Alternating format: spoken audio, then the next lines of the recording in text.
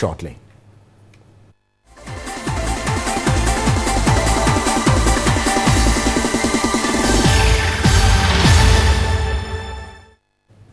Welcome back. Now, President Mahama has directed that all security intelligence services are to be placed under the supervision of the Ministry of the Interior. With this directive, Parliament is empowered to summon the Interior Minister for questioning should any of the security agencies breach its mandate. The Speaker of Parliament, Edward Dowajaho, read a communication from the President indicating the directive. The President cited Article 17 of the Security Intelligence Agency Act 2006. The Interior Ministry now has oversight responsibility over state agencies such as the National Security, Bureau of National Investigations (BNI), and Economic and Organized Crime Office (EOCO). Let's do some analysis on this now. David Agbe is Executive Director of the Ghana Institute of Governance and Security. Is joining us on the telephone lines from Kumasi. Good evening, David. I'm speaking to you the second time this evening. Yes, good evening, Steve. How are you? Yes, Steve, I'm blessed. Great. Now, as a security analyst, what do you make of this move by the President? Yes, Steve, I must say that when presidents make some appointment, the first thing that, we looked at is that whether it is based on the Constitution, because the president has a constitutional mandate.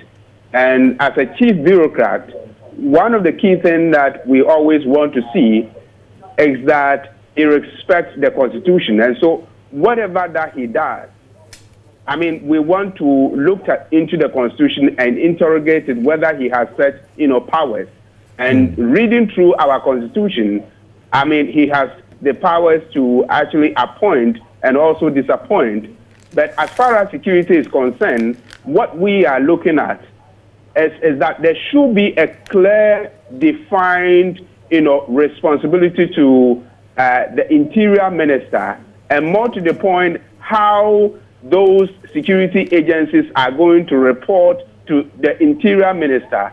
And the Interior Minister, as somebody who understands what politics is all about, right, looking into his background and looking into what he has done as a former security person and a former lecturer, he has every ground and expertise to be able to handle such a position. But other, security agencies, security is very paramount into any government architecture. And so we want them to actually define the job responsibilities clearly so that there wouldn't be any ambiguity as far as the functions of the national security concerns and the reporting methodology. Right. And so that is what we want the president to, more like they need to be more clear so that we as security analysts and everybody will get to know that this is how as the policy is going to be well aligned so that there wouldn't be any kind of breaches at all. Right, David. Let me come in slightly. I'm familiar with the Securities Intelligence Agencies Act 526 and Section 17, which the president cites for making the decision he made today, reads that ministerial responsibility for the intelligence agencies and annual report to Parliament. The president shall assign ministerial responsibility for the intelligence agencies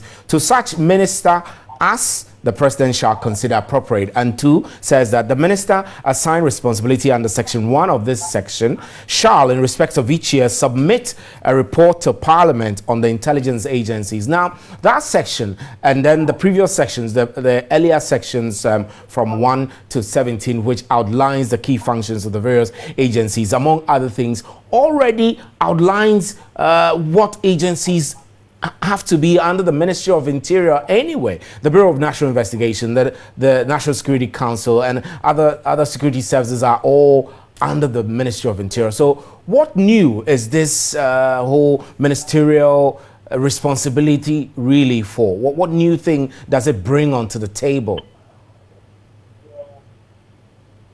Steve, let me say that, yes, during President Kufuor's regime, you realize that Francis Poku was the Minister for National Security.